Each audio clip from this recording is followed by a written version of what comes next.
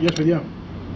Λοιπόν, το περίμενα εδώ και πολύ καιρό, ήρθε και όντως είναι κόσμημα. Ξέστα Black Star Extra Tuned. Τι πάει να πει αυτό? Μιλάμε για μία από τις top εκδόσεις της Zesta. Ένα άτζι καλάμι, καθαρά άτζι καλάμι, το οποίο πραγματικά είναι απίστευτο. Από πού να ξεκινήσω? Λοιπόν, ας το ανοίξουμε. Έχουμε και λέμε το πίσω μέρος. Black Star Extra Tuned, The Light Game Expert. Μιλάμε, είναι ένα κόσμημα. Short Solid Alternative Sub Solid Type Style S58 LX. Κοιτάξτε πίσω.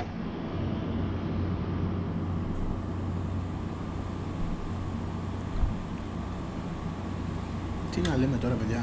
Λοιπόν, όπως καταλαβαίνετε, μιλάμε πλέον για Torzite οδηγούς,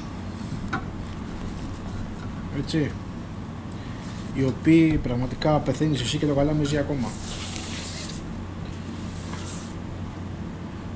Λοιπόν, να και το πάνω εδώ στο έλεγχος S58. Παιδιά, είναι κόσμημα. Όταν σας λέω κόσμημα, σας λέω κόσμημα. Σίγουρα θα παίξει μεγάλο ρόλο στο ψάρεμα που κάνω για τα σαφρίδια το χειμώνα και για τα κοβάλια το καλοκαίρι. Σίγουρα είναι ένα καλάμι που δουλεύει με ολιβοκεφαλές από 0,2 έως 5 γραμμάρια. Είναι το Max 5 αυτό. Δεν ήθελα πιο μικρό γιατί η σειρά αυτή το βγάζει και 2 και 3 Max και 4 και 5. Γιατί όπως έχετε παρατηρήσει, το ψάρεμα που κάνω από παραλίες με βολεύει πολλές φορές το Max 5.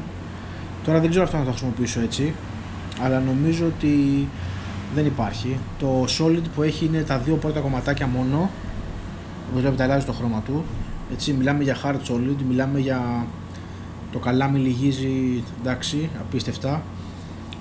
Δεν θα μασίσει δηλαδή σε οτιδήποτε σαφρίδι, όσο μεγάλο και να είναι, δεν έχει θέμα κανένα. Κόσμο της εταιρείας, έτσι το δίνει η εταιρεία, τα Extra Tuned όλα.